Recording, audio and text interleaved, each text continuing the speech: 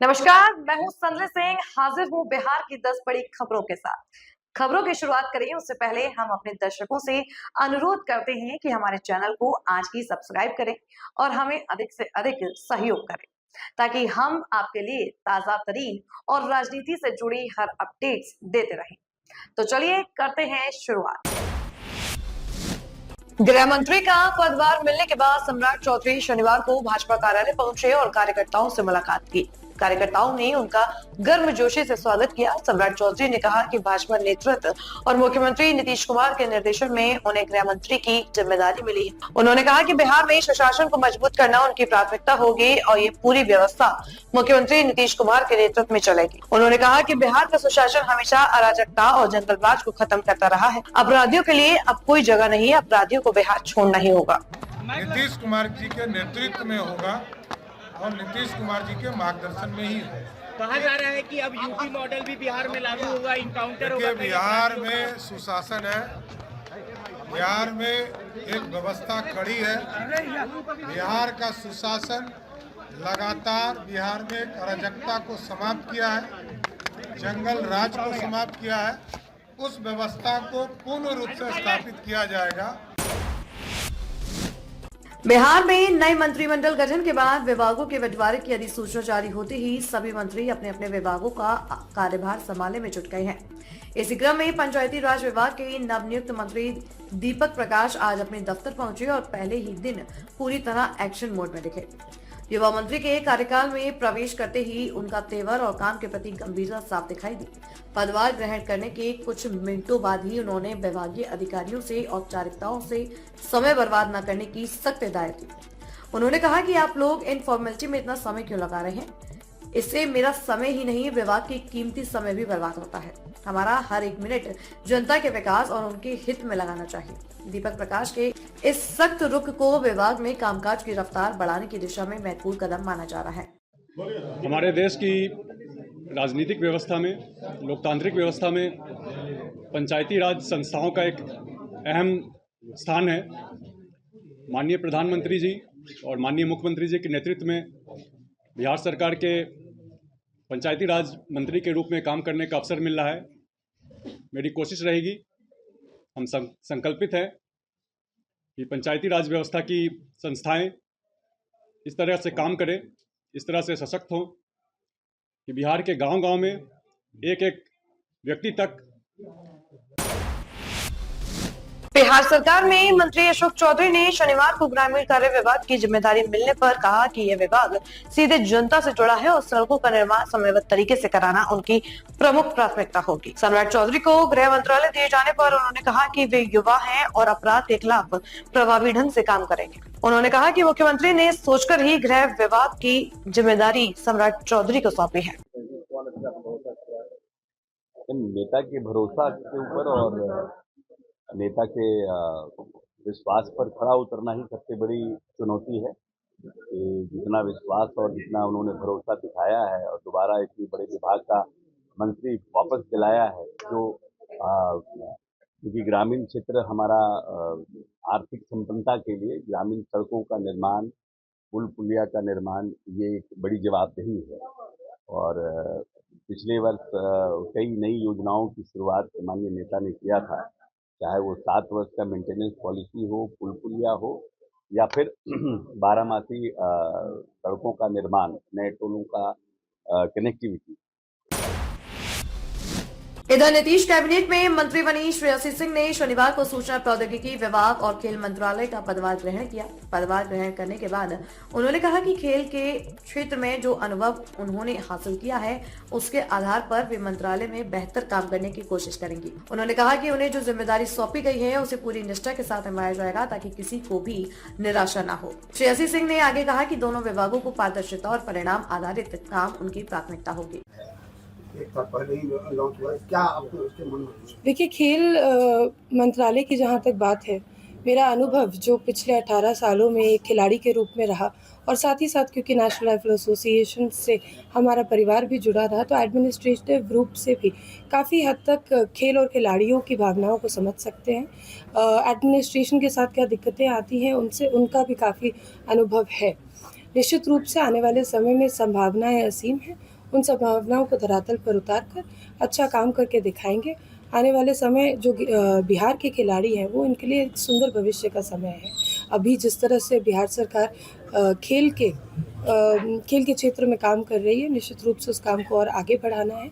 नई नीतियों के साथ, नई ऊर्जा के साथ हमें खिलाड़ियों का सहयोग करना है।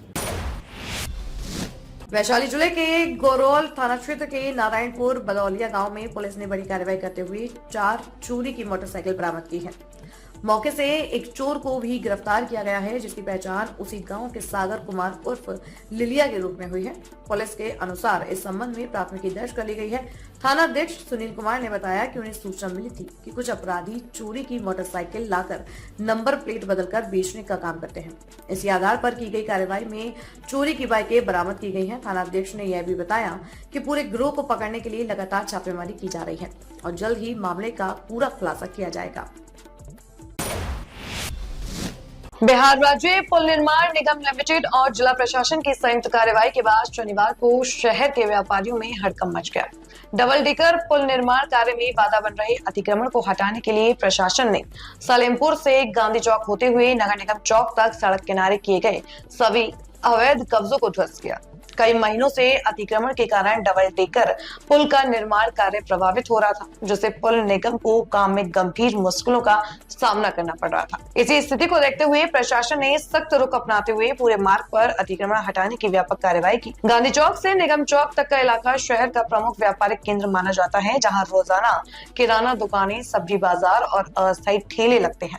अतिक्रमण हटाए जाने के दौरान दुकानदारों में अफरा तफरी मच गई और कई लोगों को अपनी दुकानें हटानी पड़ी। हालांकि प्रशासन का कहना है कि डबल डेकर पुलिस का निर्माण जनहित से जुड़ा महत्वपूर्ण प्रोजेक्ट है और इसे किसी भी कीमत पर बाधित नहीं होने दिया जाएगा। इधर समस्तीपुर जिले के मुसरी घगारी थाना क्षेत्र के चौसीमा गांव में शनिवार को एक दर्दनाक सड़क हादसा हुआ, जहां एक तेज रफ्तार ट्रक ने बाइक सवार युवक को जोरदार टक्कर मार दी, जिसमें उसकी मौके पर ही मौत हो गई। मृतक की पहचान जिले के करपुरी ग्राम थाना क्षेत्र के रामकिशनपुर गंज निवासी 30 वर्षीय धीरज कुमार के रूप में हुई है।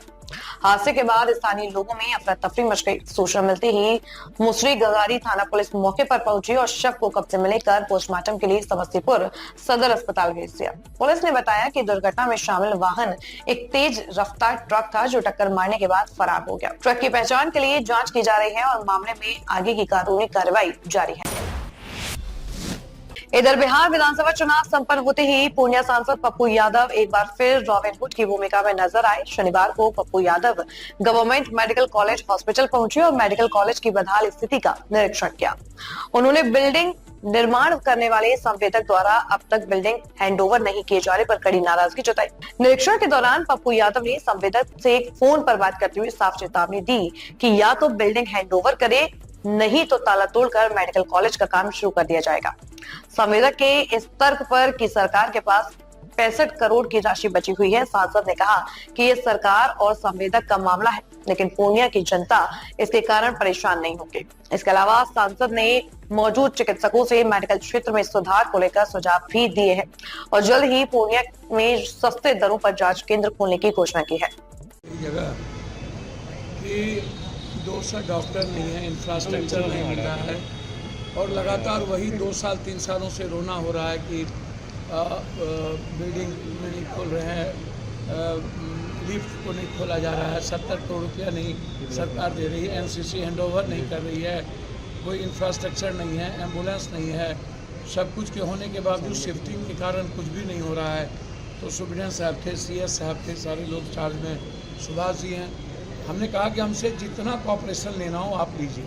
हम 1 महीने के अंदर 4 यहाँ पर लैब टेस्ट का सेंटर खोलने जा रहे हैं बड़ी कंपनी के साथ। और मैं डॉक्टर साहब से आग्रह किया हूँ, CS से, सुप्रीडेंट से, कि कोई भी आप सिर्फ जांच लिखेंगे, आप कौन लैब में जाएगा, कौन करेगा, ये नहीं लिखेंगे। मैं यहाँ कलेक्शन करूँगा और कलेक्शन करके मैं सीधा बड़े लेवल पर उसकी जांच होगी, कोई कंप्रोमाइज़ नहीं होगा, कोई समझौता नहीं होगा। अगली खबर लखीसराय से है, जहां पिपरिया थाना पुलिस ने गुप्त सूचना पर बलीपुर में छापेमारी कर 3 अपराधियों को हथियार और कारतूस के साथ गिरफ्तार किया है। गिरफ्तार आरोपियों में माधव कुमार उर्फ माधव कश्यप, शिवम कुमार और एक किशोर शामिल है।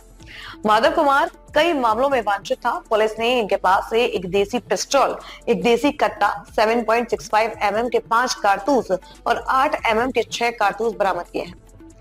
एसपी अजय कुमार ने बताया कि तीनों पेशेवर अपराधी हैं और पहले भी गोलीबारी जैसी घटनाओं में शामिल रहे हैं।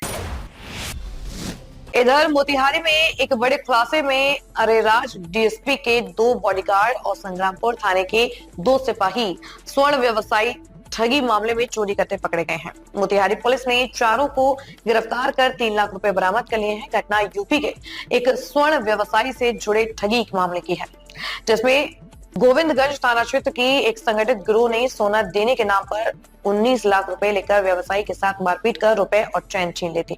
शिकायत के बाद अरेराज डीएसपी ने नेतृत्व में छापेमारी की गई और गिरोह के सरगना के घर से 15 लाख रुपए और सोने जैसे धातु की 10 बिस्किट बरामद हुए।